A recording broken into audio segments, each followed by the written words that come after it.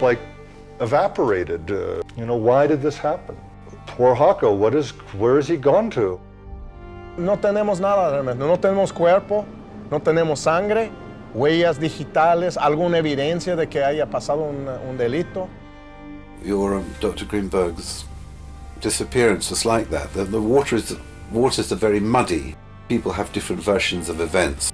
But as William Blake said, everything that you can believe is an image of truth. Evidentemente para los científicos era un chamán. Para los chamanes era un científico. Estaba entre dos mundos. Sé que desaparece, sé que la esposa está prófuga, sé que la mamá miente. Sabemos muchas cosas, pero legalmente no podíamos actuar. Si veía el universo, no supo ver lo que tenía al lado, que era una amenaza.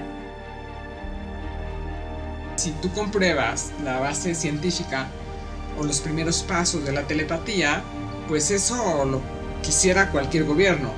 Possibly Hako could have been abducted into one of these secret projects against his will, or who knows?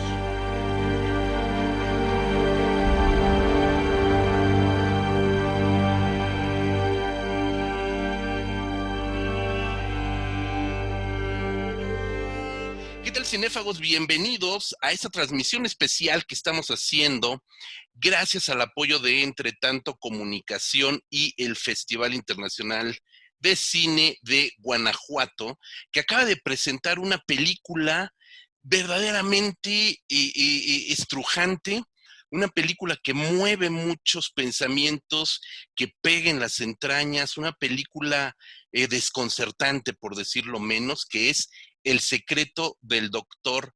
Greenberg. Y para hablar de ella, ahorita vamos a ver cuál es el secreto y quién es el Dr. Greenberg.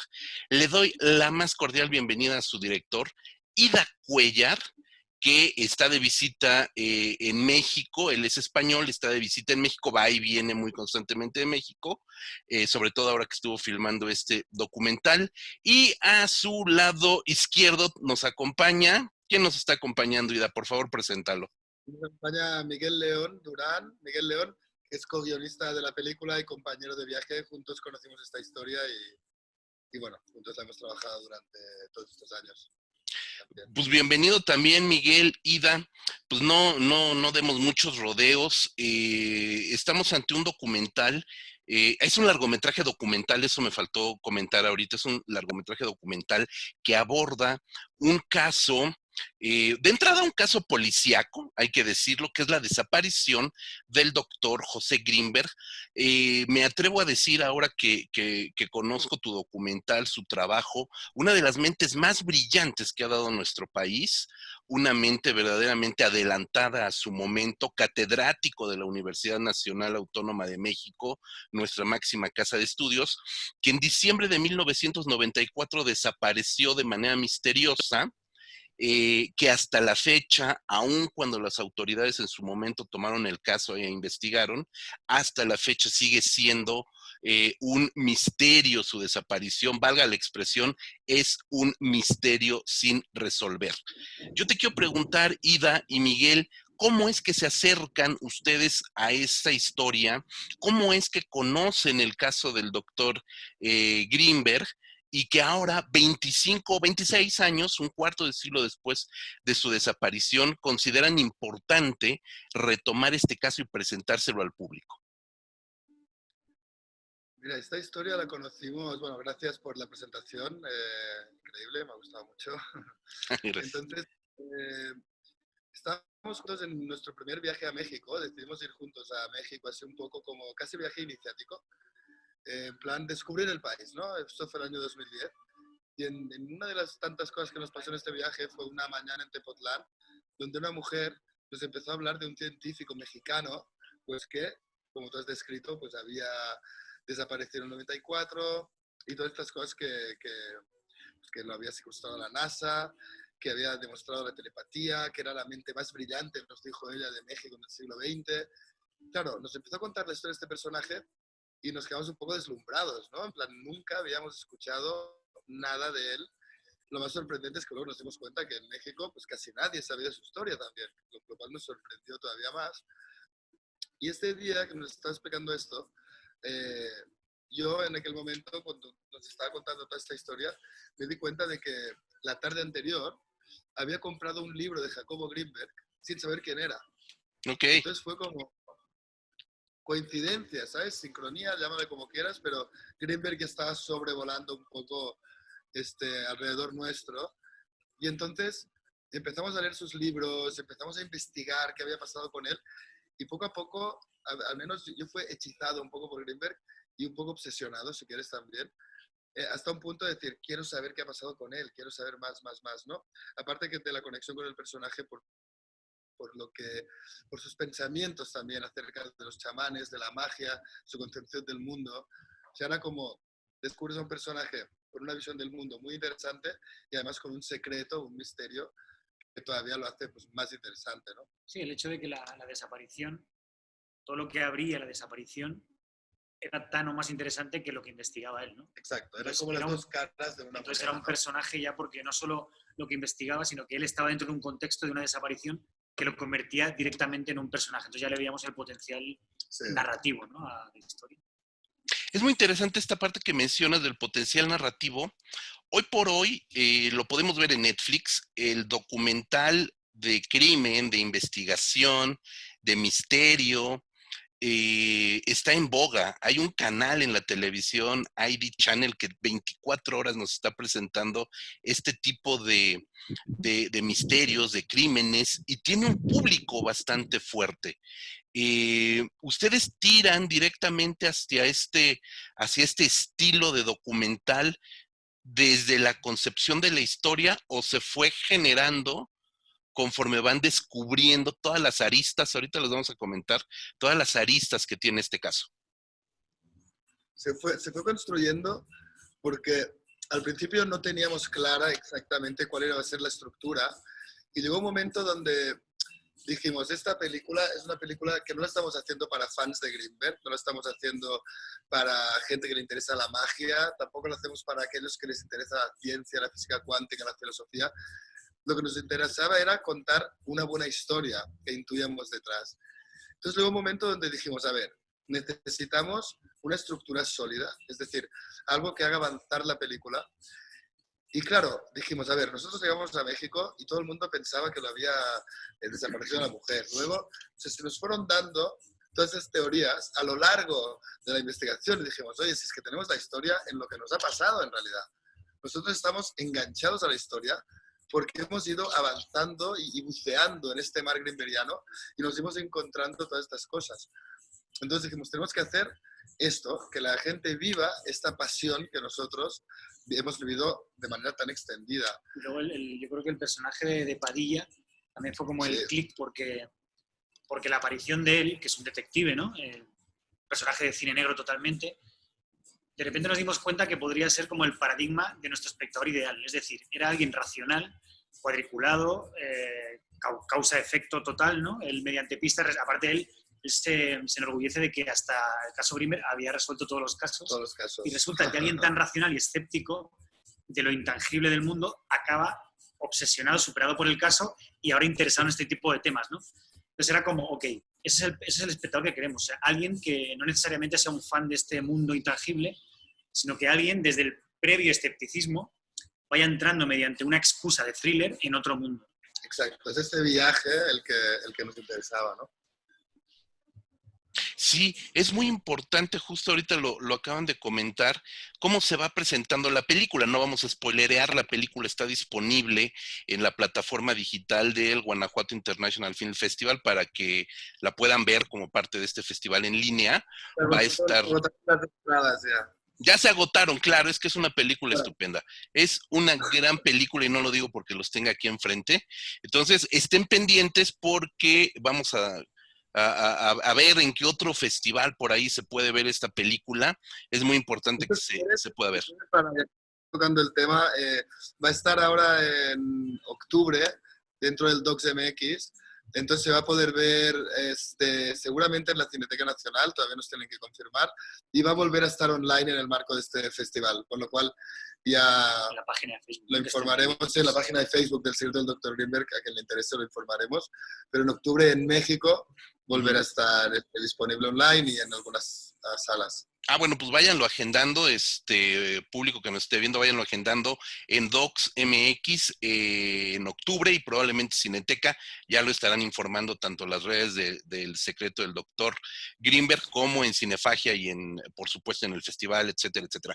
Pero volviendo, obviamente la película partes y lo acabas de comentar, desaparece, te vas a investigar quién era, nos vamos descubriendo que de verdad era una mente brillante, era un científico, o es un científico, quizás no sea correcto hablar de él en pasado, es un científico brillante, un doctorado en Estados Unidos, que se dedica a hacer investigaciones a nivel neuronal, cerebral, vamos, un científico de cepa, un científico duro, ciencia dura, que de repente expande su mente, comienza a buscar otro tipo de respuestas a un montón de preguntas que solo en esos niveles de ciencia y de conciencia se hace el ser humano, y empieza a hablar de teorías nada descabelladas, y cuando desaparece, lo primero que se dice es la esposa, y a partir de eso vas desentramando una historia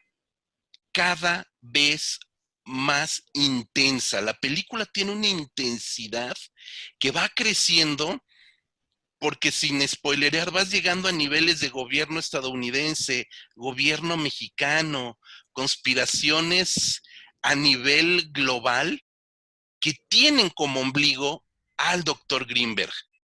Ustedes, que intuyo fueron descubriendo la historia conforme la fueron investigando, ¿cuál fue su sentir? ¿Hacia dónde se fue? Obviamente su punto de vista como directores, como creadores, como guionista, pues también tiene que tomar un cauce. Claro. ¿Cómo fue ese descubrimiento, este personaje que no está, pero sí está porque lo tenemos en video? Tenemos unas frases de él en intercortes preciosas, casi premonitorias, que dan, híjole, te rasca la piel esas frases. ¿Cómo se enamoran ustedes de este personaje para después hacer que nosotros nos enamoremos también del Dr. Greenberg? Sí, has tocado muchos temas muy interesantes.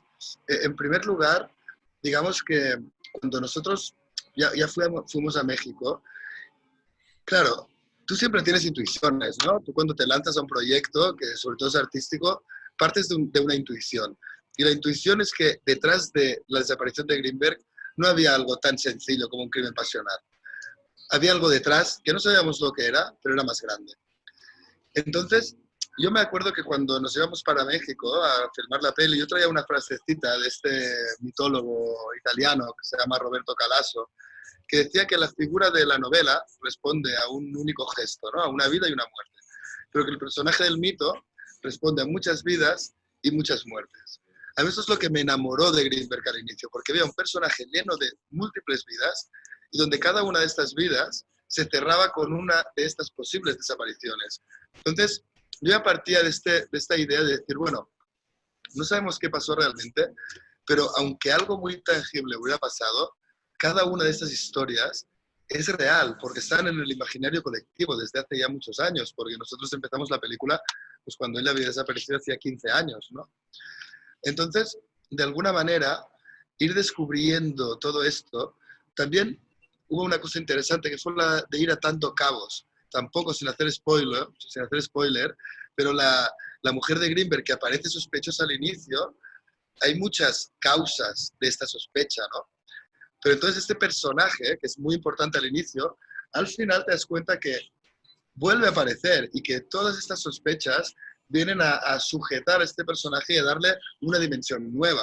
No voy a contar cuál aquí, pero sí que es verdad que hace que los personajes tengan un arco dramático en el cual digas, no, es que parece, mírala, es que dijo esto, engañó aquí, engañó ahí, ok, sí, pero esto no significa que lo matara.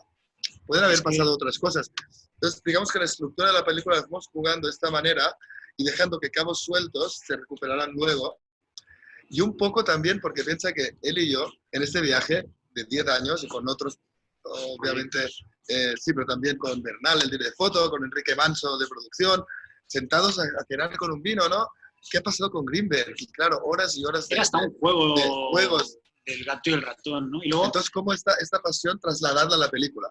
¿No? Y es lo que intentamos. exactamente, y luego lo que le ha dicho el personaje, o sea, date cuenta que son personajes río, o sea, desembocan en un mar. Es decir, no es un arco dramático que se cierre, como un enigma, una ecuación matemática, no. Es un personaje río que te lleva, cabrón, al final es un mar lo que me espera.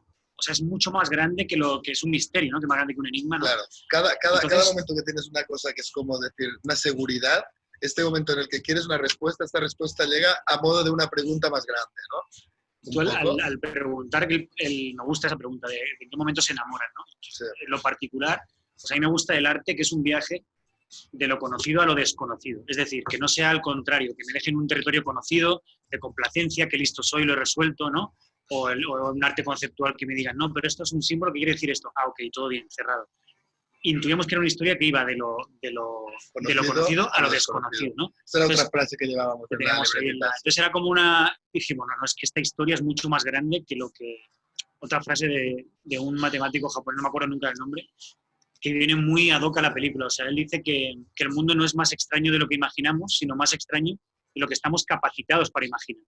Claro. Entonces el reto era que esa incertidumbre, ese 95% de materia gris que hay en el universo, meterla en una estructura y que no sea una historia tan loca, tuviera un traje firme, ¿no? Para que llegara a todo tipo de espectadores. Sí.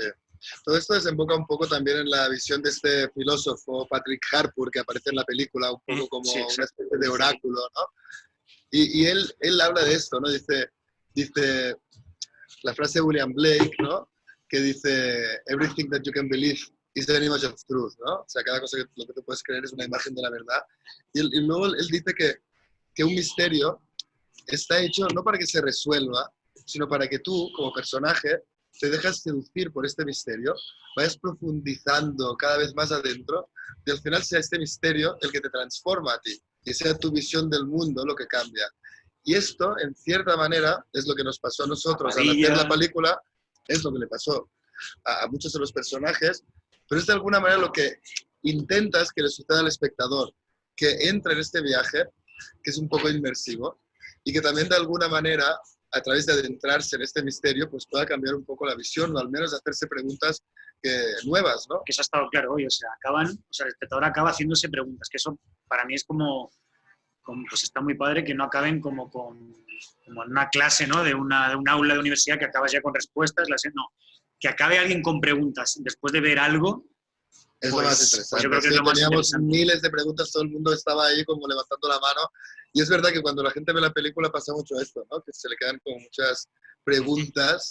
Preguntas sin frustración, ¿no? Porque había un peligro, que era, claro, estamos proponiendo un thriller, pero no va a tener resolución. Claro. Y la posible resolución que hay puede ser hasta demasiado mística, sí, ¿no? También lo que pasó es que ahora mismo, aunque la película, como bien decimos, puede tener muchas desembocaduras, sí que hay un personaje muy importante que es Padilla, el comandante, y que da pruebas muy sólidas acerca de lo que pudo haber pasado, ¿no? Entonces, aunque no sea una certeza al 100, sí que la película te da información muy nueva que no aparece en internet y que nadie sabía sobre el caso Greenberg, y Padilla tiene una visión muy clara de lo que pasó. Entonces, aunque esta visión no sea 100%, si como espectador te sientes satisfecho porque has llegado a un lugar que dices, bueno, hasta aquí, aunque luego te propongamos otras posibilidades y digas, bueno, ya, es que en verdad puede haber pasado el punto de vista del otra detective, cosa. si se ve saciado, y los números para hacer la suma están. Si tú quieres sumar 2 más 2, lo puedes hacer. Sí. Pero no necesariamente puedes hacer el poema en lugar de con la ecuación. Exacto. Sí, me gusta mucho esta analogía que haces de que vamos por un río y de momento desembocamos en un mar, porque justamente lo que te provoca el mar es esa ansiedad, esa incertidumbre, esa inmensidad que nunca vas a ver un fin.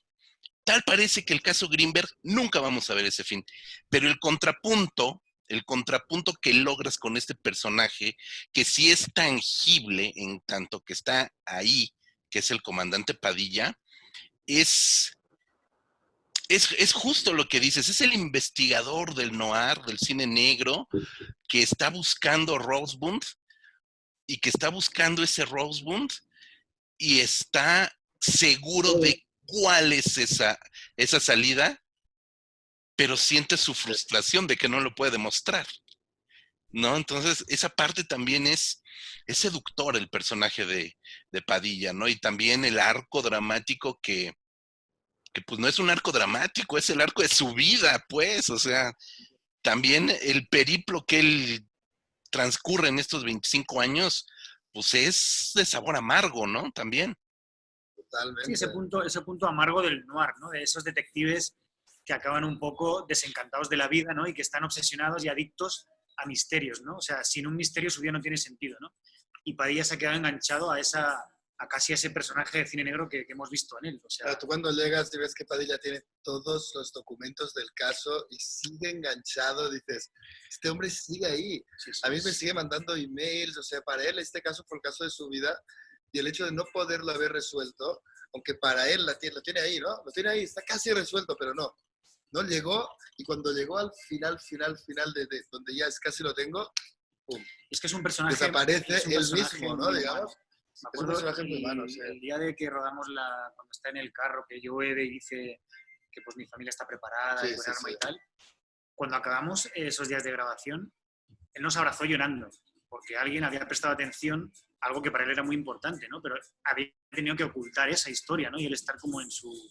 Y él estaba emocionado, o sea, él estaba... Entonces, tiene un punto muy, muy tierno y muy verídico, muy verosímil, ¿no? No hay nada de impostura, no hay nada de que, al contrario, hemos tenido que quitar cosas para que parezca verdad la realidad, ¿se me explico? O sea, para que la verosimilitud estuviera regia, firme, hemos tenido que quitar cosas a la realidad para que no parezca ficción. ¿Sí me explico? O sea, lo que queremos decir aquí es que Greenberg a veces es tan fantástico y hay tanta fantasía o tanta magia a su alrededor que al final casi tienes que quitársela un poco para hacerlo creíble, porque si no, de repente, aunque sea real, lo haces increíble, ¿no? Y esto sucede mucho porque está lleno de historias. Y te puedes perder en estas historias. Por eso también el hecho de coger un tronco muy sólido que luego te permita decidir cuáles de estas historias quieres meter en la película. Porque si te sumerges en el universo greenbergiano, es infinito. Estas frasecitas casi proféticas que aparecen en los intertítulos, hay centenares de ellas en sus libros. Entonces parecen pistas que va dejando él en su vida. Voy a desaparecer. Claro. Sí, por eso decía que tienen ese rasgo premonitorio también. En términos formales, chicos, en términos formales, ¿cómo fue el acercamiento con todos esos personajes?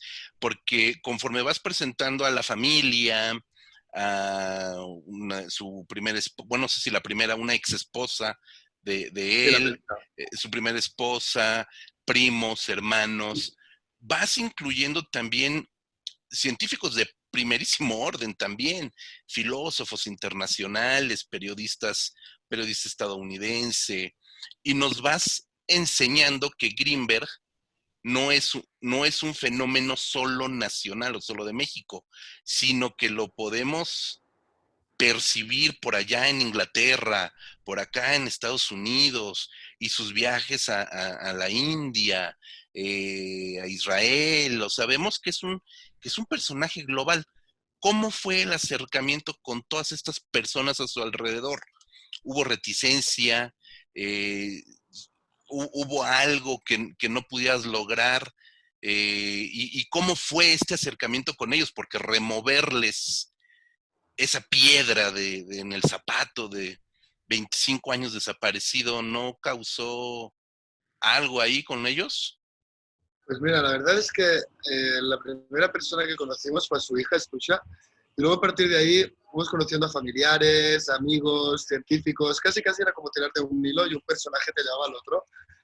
Y la verdad es que fue muy fácil porque todo el mundo tenía urgencia y ganas de hablar.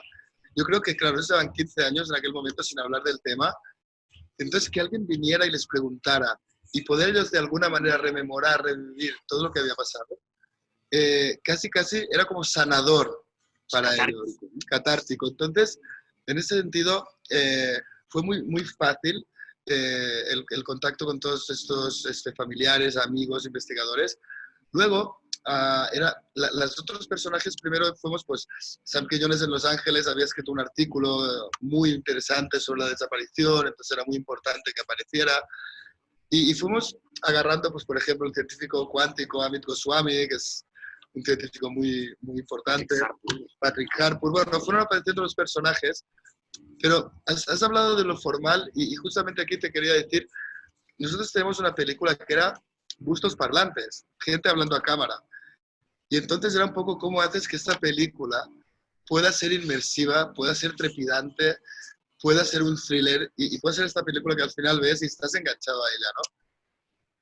Y eso a nivel formal lo que hicimos fue, por un lado, lo que hemos hablado antes del thriller, ok, estructura, pero luego a nivel formal, visual y musical, hicimos un trabajo que fue, en primer lado, lograr una poética en lo visual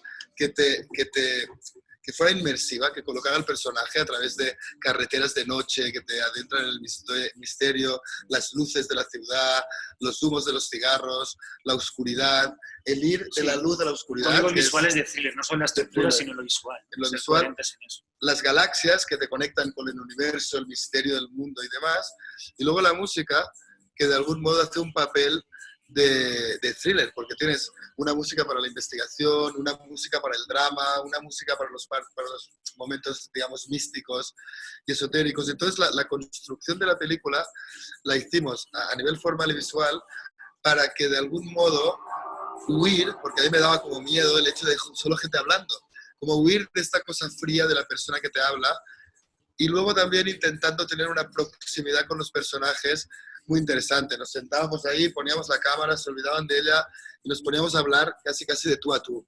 Yo no aparezco, ¿no? Estoy hablando con ellos todo el tiempo, pero me parece a veces me escorzo, ¿no? Como de estar ahí. Pero sí que era muy de pasarte horas hablando con ellos hasta que ya eras como parte de la familia. Entonces era como una forma de que se abrieran y sacaran un poco esas emociones y estas... Sí, porque en el fondo estás hablando de un secreto. Entonces, tratar como secreto todo es una buena manera de acercarte a creas confianza, con respeto, con pudor, ¿no? Un poco, y ves hablando hasta donde quieras, ¿no? Yo creo que eso es importante, o sea, el hecho de que confíen en bueno, por fin va a tocar hablar de esto, ¿no? Pero sí es como el tratamiento de un secreto, ¿no? O sea, a quien quieres que te cuente un secreto no le avasallas, ¿no? O sea, pues... Habría que crear la atmósfera adecuada en cada momento. Casi siempre íbamos pues a su casa, en un lugar donde estuvieran cómodos, se sintieran tranquilos, ¿no? Era un poco retratar un poco su universo también y bueno. ¿Cuánto tiempo se llevó la construcción de la película? Dicen que empezaron hace 10 años, cuando tenía 15 años la desaparición, pero entre, bueno, la investigación, levantamiento de imagen, post, ¿cuánto tiempo se tardaron en hacer esta peli? Sí, pues 9 años, desde el 2011 que empezamos a rodar en julio, agosto y septiembre del 2011. Entonces, paralelamente ya, en los finales del 2011, 2012 empezamos a editar, mientras íbamos, bueno, rescatando algún personaje, pero estábamos editando y era como, aquí no hay película, o sea, no había película realmente, o sea, era como ok, tenemos una historia, pero todo lo que teníamos lo podías encontrar en internet, primero. Y luego había demasiadas cosas que era como, bueno, vengo a contarte sí una historia, pero no daba todo aquello que queríamos. Entonces, fue como un paralelo de ir encontrando nuevos personajes, encontrando nuevas líneas formales, ir encontrando estructuras de thriller, que esto fue más adelante, 4 o 5 años después fue que empezamos a darnos cuenta de que el thriller tenía que ser ya no una parte, porque siempre era una parte de la historia, sino el tronco. Eso, cuando nos dimos cuenta, empezamos a editar ya de otra manera y empezó todo a coger otra forma. Luego empezó el tema de decir, vale, sí, thriller, pero visualmente, o sea, no podemos estar todo el rato con esta gente. Tenemos que encontrar recursos visuales, también los motion graphics, que no hemos hablado de ellos, pero que son, utilizamos las informaciones de los periódicos, pero los animamos y les damos una función narrativa, pero al mismo tiempo visual y trepidante, ¿no? Porque la película exige en algunos momentos mucha velocidad, ¿no? Urgencia, que tú como espectador avances con ella, y otros momentos donde la peli se tiene que pausar y de repente tienes que pararte y decir, a ver, un momento, cojo aire, ¿quién es esta mujer, esta curandera? Me entro en esta historia. Entonces, toda esta arquitectura, que cuando la ves la peli, pues se da de una manera muy normal, tiene todo un trabajo que nos ha llevado realmente mucho tiempo. Bueno, de hecho, dices 9, pero claro, desde el 2010 aparece el personaje, la idea, Sí, ¿sabes? pero bueno, yo hablo del rodaje porque, bueno, sí, Sí, pero rodaje, bueno, sí. serían 20 años desde que encontramos al personaje a que estrenamos la película, 10. De que empezamos a filmar a que terminamos la peli ya acabada, pues... Y luego yo creo que 9. un acto también de salud mental es darte cuenta que la desaparición es el MacGuffin hitchcockiano, o sea, es la excusa para hablar de otras cosas, o sea, no clavarte en eso porque aparte es una investigación abierta. Es un peligro, ¿no? Porque dices, hay un momento que dices, ¿cuándo se va a acabar la película? Exacto. Porque el caso es que esto podría seguir, o sea, ahora mismo podríamos seguir, de hecho podríamos seguir rodando. Es un caso abierto todavía. Sí, yo creo que aquí hay dos cosas. Una, que la película, como decimos a veces, no acaba, sino que hay un momento donde se detiene y por eso acaba con tantas preguntas.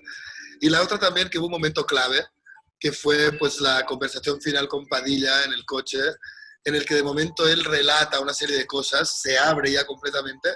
Yo recuerdo que en este momento estábamos en un día, una noche de lluvia, después de estar todo el día rodando con él, nos ofreció este tesoro que no estaba planeado, pero que él nos lo dio. Y fue acabar esta conversación con él, ponerse la piel de gallina y decir, ya, por fin, tengo la peli, tengo el final, lo tenemos, ¿no? Y en ese momento salir del coche, ellos estaban en el coche de atrás, y decirles, bueno, no sabéis lo que va a pasar con Padilla, ya está, fin de rodaje, tenemos final, ¿no? Entonces, tenemos final, pero en el fondo lo que dice el MacGuffin es muy interesante, porque si la desaparición fuera el tema principal que hay que resolver, bueno, no se resuelve, pero si es un MacGuffin lo que hace es ofrecerte un universo Es la excusa entero, para hablar ¿no? de mil cosas. Es la excusa, exacto. Es una excusa, ¿no? Pero una excusa bien mimada y prestando atención a la excusa, ¿no? No de cualquier manera. Pues sí, y retomando esta parte justo, ustedes terminan la película, pero su relación con Greenberg termina aquí. Es decir, ustedes mismos lo dicen, o sea, todavía es una investigación abierta.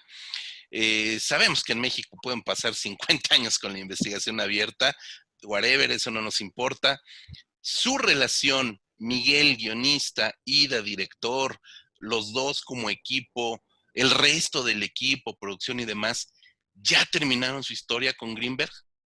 O sea, yo creo que, bueno, cada uno tiene su aprendizaje, ¿no? O sea, en mi caso ha sido como algo educacional e iniciático en acostumbrarte a la incertidumbre. Hoy lo decíamos en el carro viniendo, o sea, Kant decía que el nivel de inteligencia se mide por el volumen de incertidumbre que es capaz un individuo de asimilar, ¿no?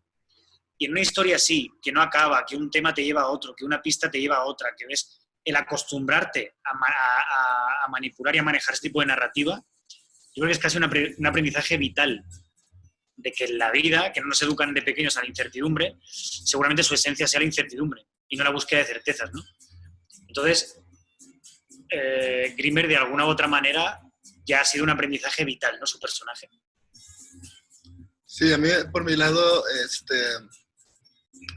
claro, Greenberg formó parte, yo cuando empecé a leer los libros de Greenberg, cuando lo conocí y tal, escuchar la voz de Greenberg en muchos casos era como escuchar mis propios pensamientos, ¿no? Tuve una conexión con el personaje a un nivel bastante profundo y he tenido sueños con Greenberg, o sea, es un personaje con el que he convivido durante todo este tiempo, y no solo esto, sino que ahora yo el domingo estaba hablando con su primera mujer, Lisette, con su hija Estusha, hablamos a diario, con Padilla nos mandamos mails.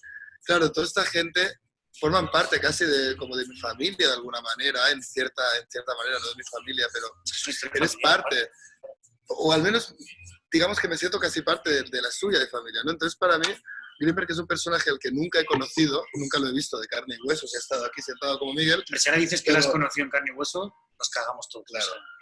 Pero sí que he estado sentado así en un sueño con él, que no deja de ser igual de real, ¿no? Sí. Entonces para mí Greenberg es un personaje que ya después de estos 10 años puedes cerrar un ciclo, pero seguirá de una manera u otra presente en mi vida, ¿no? A través de las personas que formaron parte de la suya y que ahora son cercanos para mí también, como por todos los temas que trata, ¿no?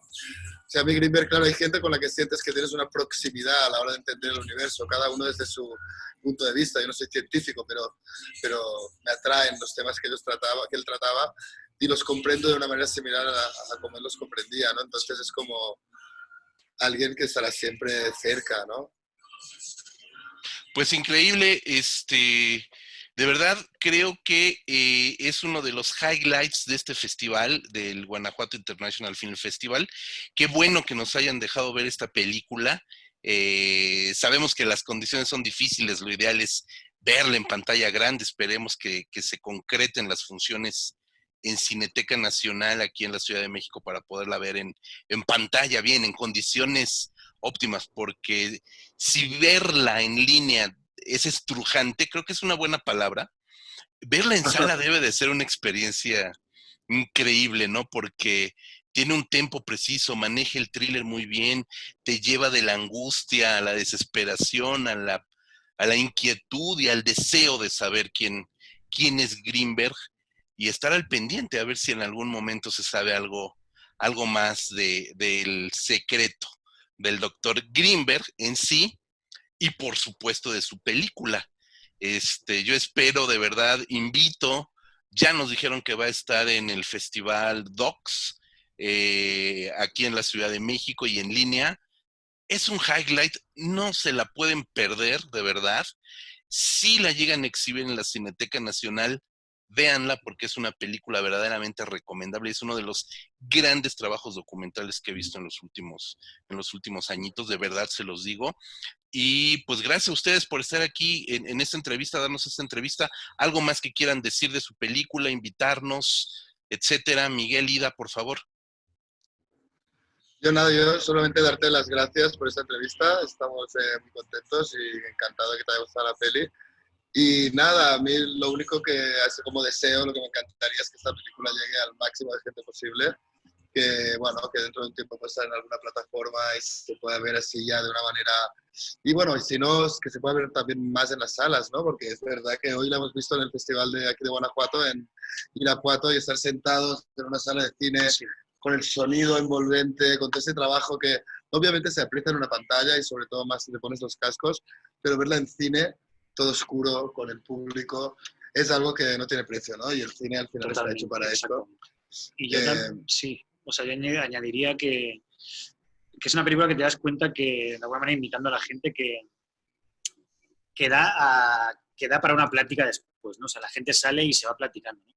Y es una manera de como yo me acerqué al cine, ¿no? O sea, el amor por el cine es eso, ¿no? O sea, acaba la película y te la llevas a tu soledad, pero luego la platicas, ¿no? Incluso nuestra relación a nivel creativo, pues mi primer cortometraje lo editó él y estuvimos no sé cuánto tiempo, pero cada elección de corte de plano era una conversación sobre el cine, sobre la vida, sobre todo, ¿no? Entonces para mí las películas que al acabar te incitan a una plática real, en persona, pues yo creo que tiene un valor añadido, ¿no? Y creo que esta lo tiene. Sí.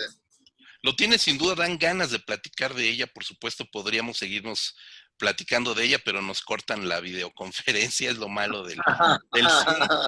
Pero además, es tan grande la película que te invita también a investigar sobre Greenberg.